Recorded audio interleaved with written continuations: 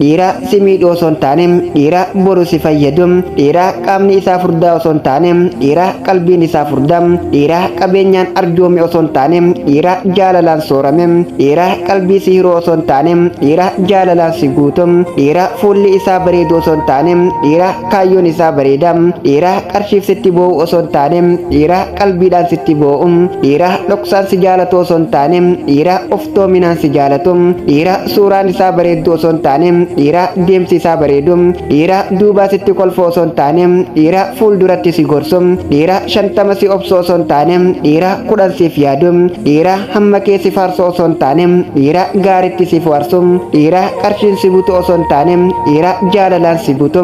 dhiira umriin si gadi osoo hin taane dhiira umriin si oliin jaaladhu shamarraniif dhaamsi kun yoo isinitti tole hiriyoota keessaniif sheer godhaadha.